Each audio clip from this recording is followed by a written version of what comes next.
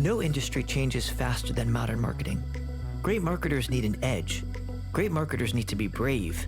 The Brave Marketer podcast provides an opportunity for each guest to share a story where they exhibited bravery by taking a risk that made a dramatic impact in the market.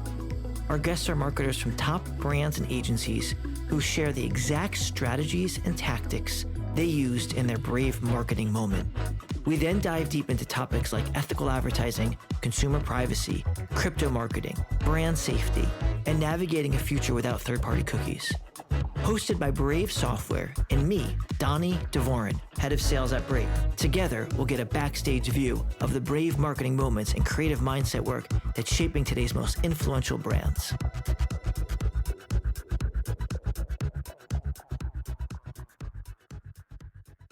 Hello, Brave Marketing community. You're listening to a new episode of the Brave Marketer podcast. And this one features Natalie Mendes. In this episode, we're going to talk about Atlassian, which is the parent company for Jira and Trello. You may use some of those tools. And we're going to talk about emerging marketers. We're going to talk about the blog, the awards that she won, the recent promotion that Natalie had, and really just dive deep into what are the benefits of content marketing? What are the benefits of blogging? Why is this so important in the B2B space? So if you're a B2B marketer, definitely tune in, but I think the theme is definitely applicable to B2C as well. Before we hop into today's episode, we want to highlight our Brave Pick of the Week. Every episode, we choose a brand that has run an ad campaign with Brave. And this week, we're choosing one of our favorite clients. We shouldn't say that, but we're going to say it is eToro, just because we speak to them every week. And they've been doing sponsored images and push notifications for a while now, probably over a year. And they choose Brave because their target market is very aligned with the Brave users. Early adopters, tech savvy, into crypto. And eToro knew that 100% of their advertising dollars with Brave would be placed in front of people who had opted in and had an interest in their ad. We have a case study on our website at brave.com, then hit advertiser section, and you'll see their case study, and eToro's on a tear. So now in this week's episode, you're going to meet Natalie Mendes, brand content team lead at Atlassian. She has a background of journalism, PR, and advertising. Natalie is a full stack content marketer who specializes in building brand-centric content marketing programs. And in her work at Atlassian, where she is the brand content lead, her work has earned multiple awards and delights her customers every day. And with no further ado, here's today's episode of The Brave Marketer.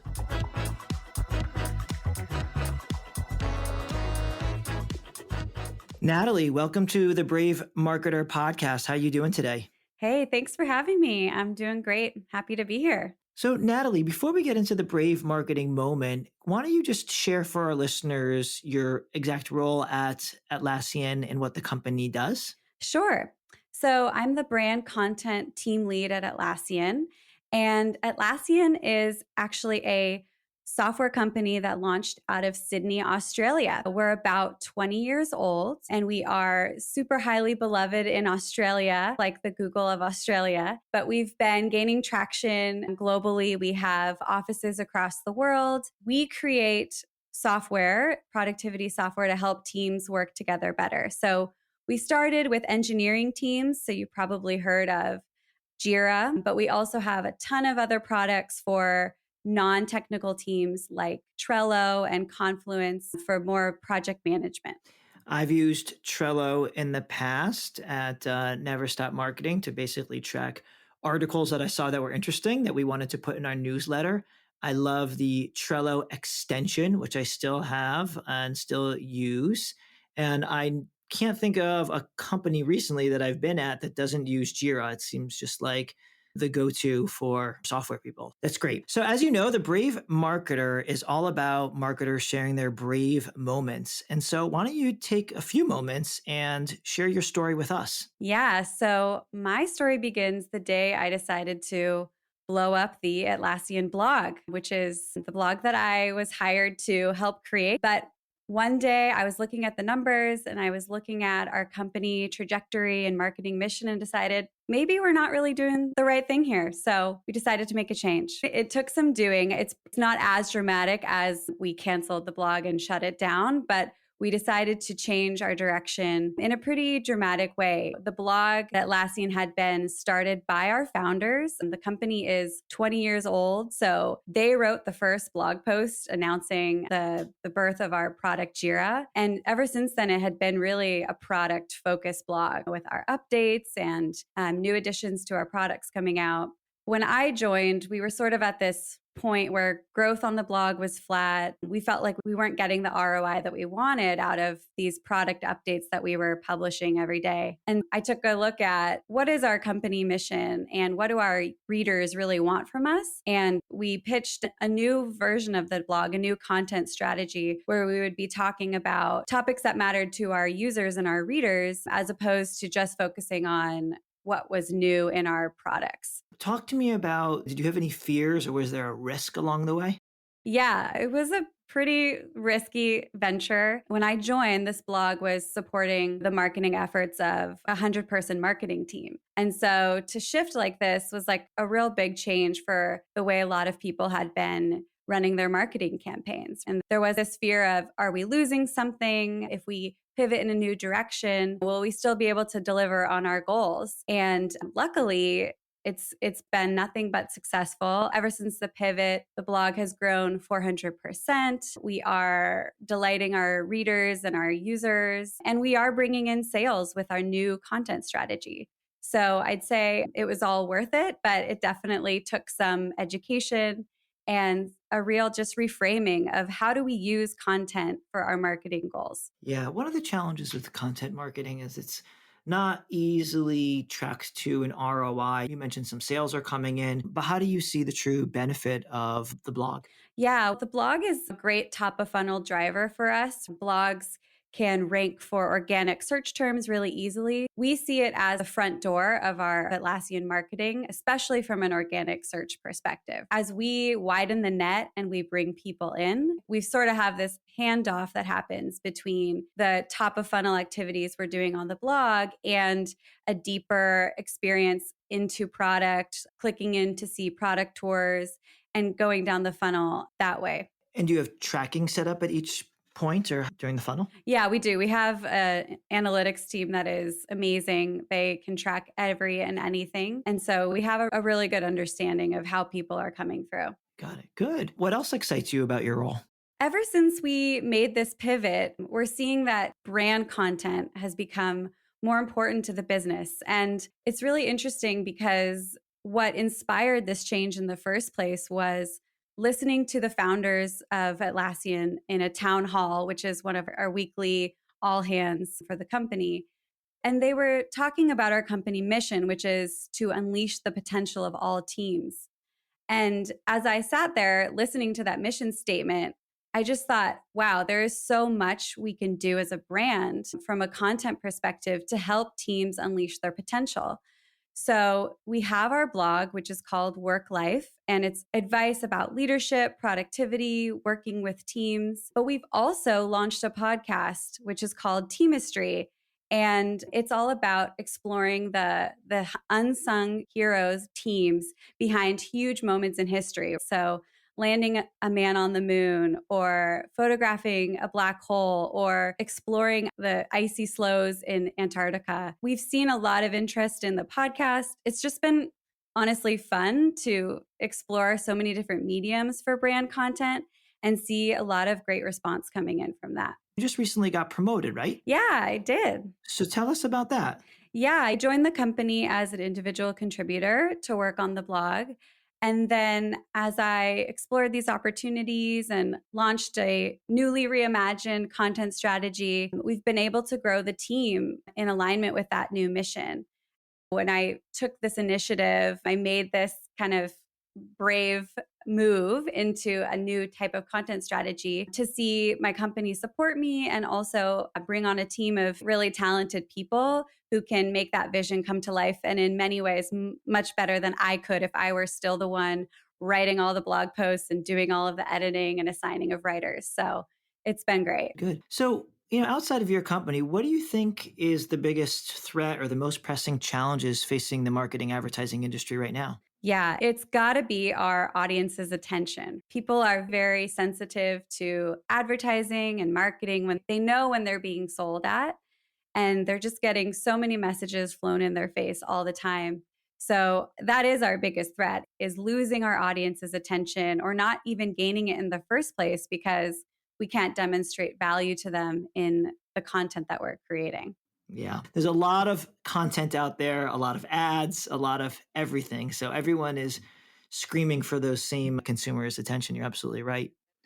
And how about the biggest opportunity? What do you see as the biggest opportunity now? Well, it would be the flip side of that. It would be knowing our audiences so well that we can create advertising campaigns or content campaigns that really meet their need. When we marketers are jaded and talk about how it's hard to get people's attention, people have real needs. They want the products that we are selling or the services that we are selling. And when you can make that connection, the sales come in. But the medium and the message is just so important.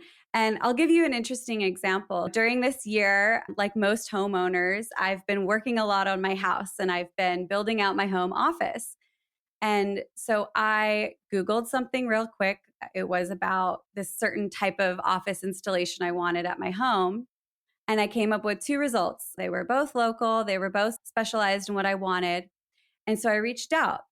And the first one made me sit through an hour-long presentation about why choose them, why they are the highest quality, what the process would be, which was very long, by the way, because of pandemic timelines. And I was so frustrated because I already knew I wanted to hire them. I was highly motivated to make this office build out happen, but I had to sit through an hour-long presentation that I didn't really need. And then by contrast, the second company that I reached out to, they hopped on the phone with me and they said, "Hey, what do you want to do? Let's design it right here together. Let's build it out." And I walked away from that meeting with a design that I knew I could implement in my office. And guess which one I chose? Yes, definitely the second one. Right? It's that company approached it from how can I prove value to this new customer? And I think they're smart in knowing that, hey, if I came through on a Google search, I'm already highly motivated to do this project. Like, I don't need to be convinced. I just need to see what I'm going to get. And so I think a lot of other companies can take that approach that their users and their target buyers are highly motivated. They just need to be able to see what are you going to do for me? Like, how is your software going to help me work with my teams better? Instead of walking me through a 5 point value system for why this software is the best. Yeah, I couldn't agree more. It's funny. Like, all these companies tried to automate. And so press one for this, two for this, three for this. And then you get into there and then it's press another button, enter in all your information or whatever. You finally get somebody live on the call and they're like a generalist and you got to give all your information again. It was like, what was the point of all pressing all of those numbers? It's so true. And I think there's a huge mismatch actually right now in marketing between kind of the marketing technologies that we are getting so excited about and funding and budgeting, and then actually the user experience, right? So in marketing, one of the biggest threats too is just this siloed thinking of, okay, my job as a marketer is to bring people into the funnel and get them to sign up for our product or give us our email. And then a lot of times that experience gets handed off to a different team. And sometimes, as you say, you start the clock again and the user is, oh my gosh, I've already gone through these steps. So one of the cool things I've seen us do at Atlassian is integrate our marketing into our product teams a little bit better so that that handoff isn't so clunky and that experience is cared for beyond just the sign up. So, how about you as far as you wouldn't be where you are today if you hadn't started or hadn't done X? I wouldn't be where I am today if I had just done what I was told. Of course, we are all conditioned to do a good job for our employers, and we should. No one was asking me about what we should be doing differently. Nobody told me to start this new brand focused blog in alignment with our company vision. I had to go out there and declare it and say, hey, I think we should do this. And so of course, we tested it. We spent about 6 months testing the messages, testing different content types before we felt confident enough to do it. But I think a lot of the big career opportunities for marketers are in places where there's a gap that people haven't identified yet. And if you can identify it and build it and get people to join you, then there's a lot of great value that can come from that.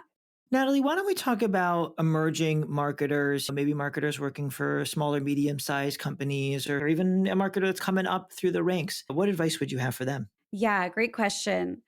I think there's two things that I would advise people to do. One is to kind of know what sort of value you can bring to the marketing team, like what skills you have, what passions you have that are not totally represented, that you can own and really carve out a space for yourself. The other thing I would recommend is to make sure you bring people with you on that journey, right? So to develop internal stakeholders or team members that can catch your vision and want to join you in whatever you're doing. One mistake that I made was I focused more on the first part of that, which was what was I was passionate about? What did I feel like we should be doing as a marketing team? And I had to learn how to bring people along for the ride with me. There's a lot of internal communication that comes with that, aligning people with your goals. So it's definitely a learning curve, but you're not going to accomplish these things alone in a vacuum. And as far as the content goes, you've won some awards. Can you share with our audience about that? Yeah, I'm super proud of that work. So we have won an award from Content Marketing World for the best corporate blog. And that means a lot to us because we're in the world of B2B marketing, which is not necessarily known for being super flashy or exciting, but to have that recommendation from the Content Marketing Association has made us feel like, okay, we're really going in the right direction. And then we've also won for best content marketing from Digiday, which is a traditional ad and media agency awards. And last question for you. Is there a brave marketer that you want to nominate that we should have on the show for season 2? Oh, yeah. I think you should talk to someone from Trello, especially since you like the product so much. Leah Ryder is the brand lead at Trello, and she's just an amazing person. And in the last year has done a huge brand redesign that I think would be really interesting to hear about and took a lot of bravery to do. Amazing. Well, Natalie, thank you so much for coming on the show. Any last words for our listeners? No, just keep it up and keep bringing value to your audiences, and everything will work out fine. Hopefully you enjoyed this episode with Natalie and you picked up some key insights. If you're doing marketing and you have a blog, that is really important to listen to the insights of how to get your content out, how to track the funnel, the ROI. We got all into the details there. And if you liked what you heard today and found it valuable, it'd be really super helpful if you took 2 minutes to leave us a short review in Apple Podcasts. Now, on a final note, if you have a brand, a product, or service that you'd like to get in front of Brave's 30 million users, please email us at adsales@brave.com and let us know you're a podcast listener to unlock one of 2 perks. If your budget is under $10,000, we'll bump you up to the top of our self-serve waiting list. And if your budget is under $10,000 a month, you'll qualify for a 25% podcast listener discount. And finally, I want to give music credits to my brother, Ariel Devorin. That music that you heard in the beginning and in the outro is his original work, and you can find him online. And of course, Sam and Shez every week help us with the production of this podcast. So till next week, thank you so much for joining and listening.